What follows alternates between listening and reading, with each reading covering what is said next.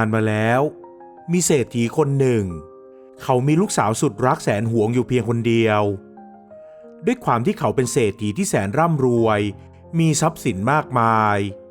เขาจึงเลี้ยงดูลูกสาวอย่างดีที่สุดสรรหาคนมาคอยดูแลจัดสรรเรื่องอาหารการกินอย่างดีเสื้อผ้าแพรพันและเครื่องประดับทุกอย่างล้วนเป็นของดีมีมูลค่ามหาศาลลูกสาวของเขาอยากได้อะไรเขาก็ไม่เคยขัดการเป็นเศรษฐีนั้นก็ดีแต่ตัวเศรษฐีเองก็อยากจะเกี่ยวดองกับลูกชายของพราหมณ์ตระกูลเก่าแก่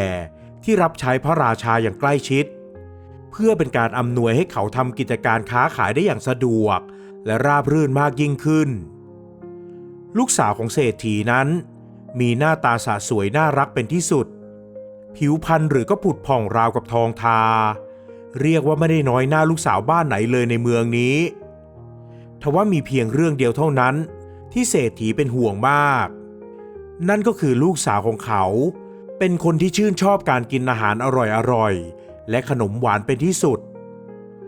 แรกๆเมื่อตอนที่ลูกสาวของเขายังเป็นเด็กการที่เด็กหญิงจะมีรูปร่างอวบอ้วนน่ารักตุ้ยนุ้ยนั้นก็เป็นเรื่องที่น่าเอ็นดู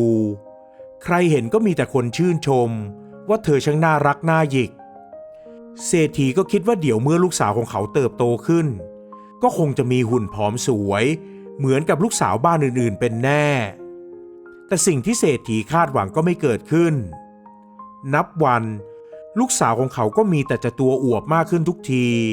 จนเข้าขั้นคำว่าอ้วนน้ำหนักตัวที่มากมายนั้นทำให้ใบหน้าที่เคยน่ารักสดใสดูเหมือนจะเสียรูปทรงไปหมดเพราะแก้มนั้นดึงให้ดวงตาของเธอดูเล็กยิบหยีลงเสื้อผ้าก็ต้องสั่งทอสั่งตัดเป็นพิเศษให้ใหญ่กว่าผู้หญิงคนใดในเมืองเดินเหินไปไหนก็ไม่ค่อยจะไหวเพราะเธอจะเหนื่อยง่ายสุดท้ายก็เอาแต่อยู่ในบ้านไม่ออกไปไหนเอาแต่กินนอนซึ่งก็ยิ่งทำให้เธอตัวใหญ่มากขึ้นไปอีกเมื่อเศรษฐีเห็นอย่างนั้นก็คิดว่าท่าจะไม่ดีเสียแล้วนอกจากลูกสาวของเขาจะมีแต่อ้วนขึ้นแล้วการแต่งงานออกเรือนเพื่อผลประโยชน์ของครอบครัวก็คงจะเป็นเรื่องที่เกิดขึ้นได้ยากซ้ำลูกสาวของเขาอาจจะมีปัญหาเรื่องสุขภาพตามมาอีกด้วยเศรษฐีจึงปรึกษากับภรรยาว่าจะต้องหาทางให้ลูกสาวของเขาลดน้ำหนักเสียให้ได้ซึ่งเมียของเขาก็เห็นดีเห็นงามด้วยแต่ครั้นพอนำเรื่องนี้ไปพูดคุยกับลูกสาวเธอก็ร้องไห้ตีโพยตีพายทันทีหาว่าพ่อไม่รักเธอแล้วหาว่าพ่อคิดว่าเธอกินล้างกินผลาญทั้งที่พ่อแม่มีทรัพย์สมบัติมากมายจะซื้อหาอาหารดีๆหรือขนมดีๆมาให้เธอกินเท่าไหร่ก็ได้แต่ทั้งพ่อกับแม่กลับมาพูดให้เธอลดน้ำหนักเพื่อให้ตัวผอมกว่านี้พ่อกับแม่พูดเหมือนกับว่าลูกกินเยอะเกินไปอยากให้ลูกผอมถ้าลูกผอมลงคนทั่วไปเขาก็คงจะพากันพูดว่าพ่อกับแม่จนลงแล้วแน่ๆลูกถึงไม่มีจะกินจนตัวผอมแห้งติดกระดูกหญิงสาวร้องไห้และพูดอ้างไปเสียอย่างนั้นเศรษฐีกับภรรยาเลยได้แต่สายหน้าระอาใจทั้งที่คำว่าผอมจนหนังติดกระดูกนั้นห่างไกลจากสภาพลูกสาวของเขามากในเวลานี้พ่อไม่ได้หมายความว่าอย่างนั้นแต่พ่อว่าถ้าลูกผอมกว่านี้สักหน่อยลูกคงจะดูดีมากไปไหนมาไหนก็มีแต่คนชื่นชมเศรษฐีพยายามอธิบายให้ลูกสาวฟังลูกดูดีอยู่แล้วไม่เห็นจะต้องผอมเพื่อให้ดูดีเลยยังไงเขาก็รู้ว่าลูกคือลูกสาวของเศรษฐีอันดับหนึ่งของเมืองนี้ไปไหนมาไหนผู้คนก็ต้องชื่นชมอยู่แล้วหญิงสาวยังคงสามารถหาคำพูดมาโต้แย้งคำพูดของพ่อได้เสมอจนคนเป็นแม่ต้องพูดเสียเองลูกสาวแม่จ๊ะปีนี้หนูก็เป็นสาวเต็มตัวแล้วนะลูกไม่คิดอยากจะออกเรือนหรือไม่มีผู้ชายคนไหนที่ลูกชอบบ้างเลยหรือ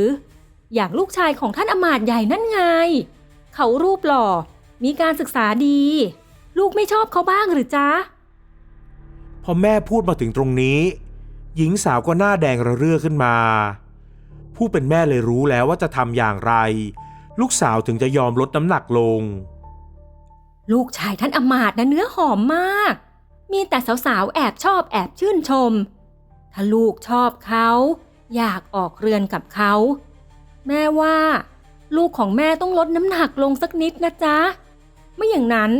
เขาคงถูกสาวคนอื่นแย่งไปแน่ๆหรือถ้าหากลูกไม่ได้ชอบลูกชายท่านอำมาตย์แม่คิดว่าลูกคงไม่อยากสวยน้อยกว่าผู้หญิงคนใดในเมืองนี้แน่นอนใช่มั้ยลูกเมื่อฟังแม่พูดจบแล้วหญิงสาวก็มีท่าทีลังเลทั้งเศรษฐีและภรรยาเลยหันมามองหน้ากันอย่างมีความหวังที่สามารถเกลี้ยกล่อมให้ลูกสาวยอมฟังได้จากนั้นเศรษฐีและภรรยาก็มาปรึกษากันว่าต้องหาคนมาช่วยดูแลให้ลูกสาวของทั้งสองลดน้ำหนักลงได้แต่ครั้นจะประกาศออกไปตรงๆว่าหาคนมาช่วยลดน้ำหนักให้ลูกสาวก็กลัวว่าลูกสาวจะอับอายขายหน้าคนอื่นๆในเมืองทั้งสองเลยใช้วิธีให้บ่าวไพร่ไปประกาศว่าเศรษฐีต้องการผู้ช่วยที่มีปัญญาเป็นเลิศมาช่วยเรื่องการค้าขายหากใครคิดว่าตนเองมีปัญญาดีก็ให้รีบมาสมัครเพื่อทำการทดสอบได้เลยเพราะเศรษฐีมีเงินตอบแทนให้อย่างงามหลังจากที่ป่าวประกาศออกไปไม่นานก็มีบัณฑิตหนุ่มคนหนึ่งที่มีรูปร่างหน้าตาและมีลักษณะที่ดีเขาได้บอกกับบ่าวในเรือนของเศรษฐีว่าสนใจจะมาทำงานกับเศรษฐีและขอรับการทดสอบบ่าวจึงได้พาเขามาพบกับเศรษฐีและภรรยาเมื่อทั้งสามได้พูดคุยกันแล้วเศรษฐีก็ตัดสินใจว่าจ้างบัณฑิตหนุ่มคนนี้ให้มาช่วยดูแลเรื่องการลดน้ำหนักให้กับลูกสาวของเขาวันต่อมาเศรษฐีก็ได้พาบัณฑิตหนุ่มมาแนะนำให้ลูกสาวของเขาได้รู้จักและได้บอกกับลูกสาวว่าชายหนุ่มคนนี้จะมาช่วยให้ลูกสาวของเขาดูดีขึ้นตอนแรกลูกสาวเศรษฐีก็ไม่ชอบหน้าเขาเพราะชายหนุ่มดูเป็นคนที่นิ่งเงียบและพูดน้อยจนดูไม่ออกว่าเขาคิดอะไรอยู่แต่ด้วยความสุภาพและท่าทีที่อ่อนโยนของเขาแถมหน้าตาก็ไม่ได้ดูน่าเกลียดเลยทำให้หญิงสาวยอมรับเขาให้มาเป็นผู้ช่วยในที่สุดข้าบอกก่อนนะว่าถ้าเจ้าสั่งให้ข้าทำอะไรที่ยากเกินไปข้าจะไม่ทำถึงแม้ข้าอยากจะดูดีเกินกว่าสาวๆทุกคนในเมืองก็ตามแต่ถ้าข้าไม่มีความสุขที่จะทำข้าจะยอมเป็นของข้าแบบนี้ดีกว่าต้องเหน็ดเหนื่อยทำตามคำสั่งเจ้าหญิงสาวเอ่ยเสียงแข็งกร้าวทันทีเมื่อบิดาและมารดาเดินออกไปแล้วทั้งห้องเหลือเพียงเธอกับบัณฑิตหนุ่มและหญิงรับใช้อีก 3-4 คนกระผมไม่กล้าออกคำสั่งกับคุณหนูหรอกครับถ้าหากคุณหนูอยากสมหวังไม่ว่าเรื่องอะไรก็ตาม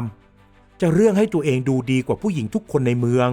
หรือเรื่องที่จะได้สมหวังกับลูกชายของอำมาตย์ก็ขอให้ทำตามที่กระผมขอร้องแค่2 ข้อเท่านั้นลองบอกมาสิว่า2 ข้อนั้นมีอะไรบ้างแต่อย่าให้เป็นเรื่องที่ยากอย่างเรื่องพาข้าไปวิ่งหรือไปออกกำลังกายนะข้าไม่ทำดอกไม่ใช่เรื่องยากขนาดนั้นหรอกครับการที่คุณหนูจะสมหวังก็แค่คุณหนูไปขอพรกับเทพแห่งความรักบนเขาเท่านั้นเองขอพรแค่นั้นหรือข้าทำได้สบายมากหญิงสาวยิ้มด้วยความมั่นใจขอรับแค่ขอพรเท่านั้นแต่คุณหนูจะต้องนำดอกไม้ที่คุณหนูปลูกเองไปถวายกับท่านเทพด้วยตัวคุณหนูเองเท่านั้นไม่อย่างนั้นสิ่งที่คุณหนูขอจะไม่มีทางสมหวังเด็ดขาดส่วนอีกเรื่องก็คือกระผมจะขอข้าวคุณหนูสักมื้อละ1 คำนะขอรับขอแบ่งข้าวคำสุดท้ายในจานของคุณหนูทุกมื้อแค่มื้อละ1 คำถ้าคุณหนูทำได้2 อย่างนี้รับรองว่าคุณหนูจะไม่มีวันแพ้สตรีคนใดในเมืองอย่างแน่นอนไม่เห็นจะยากเลยเรื่องแค่เนี้ยข้าทำได้อยู่แล้วล่ะน่าในที่สุดลูกสาวเศรษฐีก็ยอมรับเงื่อนไขที่บัณฑิตหนุ่มเสนอให้เธอทำตามหลังจากนั้นพอถึงเวลาอาหารในแต่ละมื้อเขาจะไปคอยยืนอยู่ใกล้ๆเธอพอหญิงสาวลงมือกินอาหารจนเกือบจะหมดจานเหลือคำสุดท้ายเขาก็จะเอ่ยปากขอข้าวคำนี้แล้วเขาก็หยิบจานออกจากโต๊ะทันทีจากนั้นก็แอบกระซิบบอกกับหญิงรับใช้ว่ามื้อต่อไปให้ลดปริมาณข้าวในจานของคุณหนูเท่ากับที่เขาขอจากคุณหนูไป1 คำเช่นมื้อนี้คุณหนูกินข้าวไป100 คำเขาขอไป1 คำก็ให้จัดอาหารในมื้อต่อไปเท่าปริมาณข้าว99 คำเท่านั้น พอมื้อต่อไปเขาจะขอข้าวคุณหนูคำสุดท้ายอีกก็จะเท่ากับว่าคุณหนูกินข้าวไป98คำมื้อถัดไปเขาก็จะขอข้าวไป1คำคุณหนูก็จะกินข้าวได้97คำและให้จัดลดลงเรื่อยๆบัณฑิตอธิบายให้สาวใช้ทุกคนเข้าใจว่าเขาจะลดปริมาณอาหารของคุณหนูในทุกๆมื้อละ1คำซึ่งทุกคนก็เข้าใจกันตามนี้และเมื่ออิ่มจากมื้ออาหารแล้วเขาจะรอให้คุณหนูนั่งพักแล้วก็พาเธอไปที่สวนหน้าบ้านซึ่งปกติจะมีคนสวนคอยดูแลปลูกไม้ดอกไม้ประดับที่สวยงามตลอดเวลาอยู่แล้วบัณฑิตหนุ่มสั่งให้คนสวนเว้นที่ไว้แปลงหนึ่งเพื่อให้คุณหนูจัดการพรวนดินและลงมือปลูกดอกกุหลาบด้วยตัวนางเองโดยเขาบอกว่าเธอจะต้องปลูกกุหลาบให้ออกดอกอย่างงดงามและคัดเลือกกุหลาบใส่เกวียนบรรทุกไปที่เชิงเขาเป็นจำนวน10 เล่มเกวียน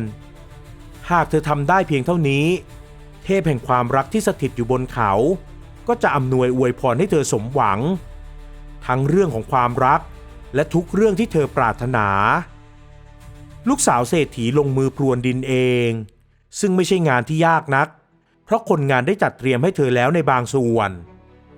จากนั้นเธอก็นำกิ่งพันธุ์กุหลาบลงปลูกและเฝ้าทนุถนอมดูแลรดน้ำพรวนดินใส่ปุ๋ยด้วยตัวเธอเองนอกจากงานปลูกกุหลาบแล้วหญิงสาวก็ยังต้องแบ่งข้าวให้บัณฑิตหนุ่มในทุกๆมื้อเป็นจำนวนมื้อละ1คำทำให้เธอกินน้อยลงโดยไม่รู้ตัวเพราะอาหารที่เธอกินนั้นลดลงในปริมาณที่น้อยจนเธอแทบไม่สังเกตเห็นในขณะเดียวกันเธอก็ยังคงดูแลกุหลาบแปลงใหญ่ด้วยตัวเองทุกวันเท่ากับเธอได้ออกกำลังกายไปในตัวแต่เป็นการออกกำลังกายที่ทำให้เธอเพลิดเพลินจนลืมเวลาเพราะได้อยู่ท่ามกลางแปลงไม้ดอกไม้ประดับอันแสนสวยงามของผู้เป็นบิดาเวลาผ่านไปหลายเดือนกุหลาบก็เริ่มผลิดอกและส่งกลิ่นหอมไปทั่วบริเวณทว่ายังมีปริมาณไม่มากพอเท่ากับ10 เล่มเกวียนตามที่บัณฑิตหนุ่มบอกลูกสาวเศรษฐีจึงยังคงมุ่งมั่นปลูกกุหลาบของเธอต่อไปในขณะที่ปริมาณอาหารที่เธอกินในแต่ละมื้อก็ลดลงมา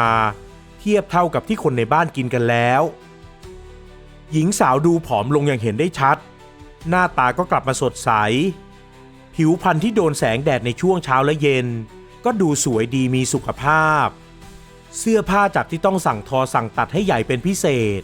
ก็เหลือขนาดเท่าหญิงสาวคนอื่นๆในเมือง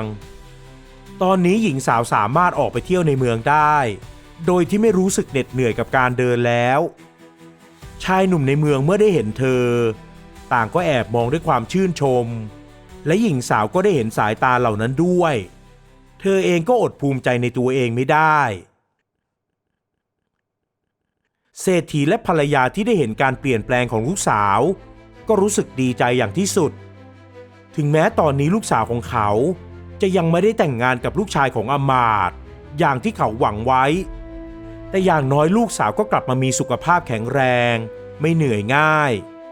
มีรูปร่างหน้าตาเหมาะสมกับวัยและยังมีความสุขกับการได้ออกไปไหนมาไหนพบปะผู้คนโดยไม่เหนื่อยง่ายเหมือนเมื่อก่อนอีกแล้วไม่นานนักกุหลาบในแปลงก็มีจำนวนมากพอที่จะนำไปถวายแด่เทพแห่งความรักบัณฑิตได้แนะนำให้เธอตัดกุหลาบทั้งหมดใส่ลงในเกวียนแล้วให้คนงานในบ้านขับเกวียนพาเธอกับพ่อแม่และเขาไปที่เชิงเขาแห่งนั้นเมื่อทุกคนเดินทางมาถึงเหล่าคนงานก็ช่วยกันหอบดอกไม้ใส่ตะกร้าและพากันหอบหิ้วขึ้นไปบนเขาโดยที่เศรษฐีภรรยาและลูกสาวก็ช่วยหิ้วตะกร้าดอกไม้เช่นกันพอทุกคนเดินมาถึงบนยอดเขาก็ไม่ได้พบกับรูปเคารพของเทพองค์ใดแต่มีรอยพระพุทธบาทของพระพุทธเจ้าสร้างเอาไว้อยู่ในศาลาบัณฑิตหนุ่มบอกให้ทุกคนไปถวายดอกไม้และกราบไหว้รอยพระพุทธบาทนั้นเพื่อความเป็นสิริมงคลแก่ชีวิตและได้เฉลยว่าเหตุใดเขาถึงพาทุกคนมาที่นี่เหตุที่กระผมพาทั้งท่านเศรษฐีภรรยาและลูกสาวของท่านมาที่นี่ก็เพื่อให้ทุกคนได้มาสักการะรอยพระพุทธบาทและได้น้อมรำลึกถึงพระกรุณาธิคุณของพระพุทธองค์ที่มีต่อสรรพสัตว์ทั้งปวงในโลกใบนี้และคำสอนของพระองค์นั้นก็สามารถนำมาประยุกต์ใช้ได้กับทุกคน อย่างเช่นการที่กระผมเสนอวิธีลดน้ำหนักให้คุณหนูนี่แหละขอรับจากนั้นบัณฑิตหนุ่มก็บอกว่าวิธีการลดน้ำหนักโดยการลดจำนวนการกินลงมื้อละนิดหน่อยแต่ให้ลดลงเรื่อยๆทุกมื้อนี้เป็นสิ่งที่พระองค์เคยบอกให้ข้าราชบริพารคนสนิทของพระเจ้าประเสนที่โกศลได้ช่วยพระองค์ให้ลดน้ำหนักลงเพื่อให้พระองค์มีสุขภาพที่ดีขึ้นหลังจากที่พระเจ้าประเสนที่โกศลเคยมาเข้าเฝ้าพระพุทธเจ้าด้วยอาการของคนเหนื่อยหอบและง่วงนอนตลอดเวลาที่มาเฝ้าพระองค์เพราะพระเจ้าประเสนที่โกศลเสวยอาหารในปริมาณที่มากจนเป็นอันตรายต่อสุขภาพเขาได้เคยฟังเรื่องนี้มาจึงได้นำเรื่องนี้มาประยุกต์ใช้กับลูกสาวเศรษฐีส่วนเรื่องปลูกดอกไม้นี้เป็นกุศโลบายที่เขาคิดขึ้นมาเองเพื่อให้หญิงสาวได้ออกมาเจอแสงแดดได้ออกกำลังกายจนเธอกลายเป็นคนที่ผอมลงอย่างมีสุขภาพดีไม่ได้ผอมเพราะลดอาหารเพียงอย่างเดียวแต่ผอมเพราะได้ใช้แรงกายออกกำลังพอเศรษฐีได้ฟังก็รู้สึกชื่นชมบัณฑิตหนุ่มเป็นอันมากที่เขาเป็นผู้มีปัญญาฟังมากศึกษามากทั้งยังสามารถนำสิ่งที่ได้ยินได้ฟังมาประยุกต์ใช้ในชีวิตจริงได้อีกด้วยทำให้เศรษฐีแอบคิดว่าเขาไม่อยากเกี่ยวดองกับลูกชายของมหาอมาตย์อีกแล้วแต่หากลูกสาวของเขาได้ครองคู่กับบัณฑิตหนุ่มผู้เฉลียวฉลาดมากปัญญาคนนี้ชีวิตลูกสาวของเขาก็คงจะมีความสุขมากเช่นกันไม่แพ้การได้แต่งงานกับลูกชายมหาอมาตย์อย่างแน่นอนการได้แต่งงานกับคนที่ทำงานใกล้ชิดกษัตริย์นั้นเมื่อมาคิดดูแล้วหากว่าเขาทำอะไรผิดพลาดไปก็อาจจะต้องโทษได้ง่ายสู้แต่งงานอยู่กินกับคนธรรมดาจะดีกว่าเพราะจะได้ไม่ต้องคอยระวังเรื่องการต้องพระราชอาญาอีกทั้งการที่ลูกสาวของเขาได้ใช้เวลากับบัณฑิตหนุ่มมาเป็นเวลาร่วมปีได้เห็นและศึกษานิสัยใจคอกันก็ทำให้ทั้งสองคนถูกอัธยาศัยกันดีการที่จะให้ทั้งสองได้ครองคู่กันคงไม่ใช่เรื่องยากรวมถึงการที่จะให้ผู้มากปัญญาอย่างบัณฑิตหนุ่มมาสืบทอดกิจการของตระกูลก็คงจะไม่ใช่เรื่องยากอีกเช่นกันเพราะความฉลาดเฉลียวของชายหนุ่มคงจะทำให้กิจการต่างๆของตระกูลเจริญรุ่งเรืองก้าวหน้าขึ้นอย่างแน่นอนหลังจากนั้นเศรษฐีกับภรรยาก็ได้เปรยถึงเรื่องนี้ให้บัณฑิตหนุ่มฟังว่าอยากได้ชายหนุ่มมาเป็นลูกเขยชายหนุ่มจะยินดีหรือไม่บัณฑิตหนุ่มรู้สึกยินดีเพราะเขาก็แอบชื่นชอบลูกสาวของเศรษฐีอยู่เช่นกันเช่นเดียวกับหญิงสาวเองก็ถูกชะตากับเขาสุดท้ายทั้งสองจึงได้แต่งงานอยู่ครองคู่กันเป็นที่ชื่นชมของผู้คนทั้งเมืองที่ได้ยินได้ฟังเรื่องราวของคนทั้งคู่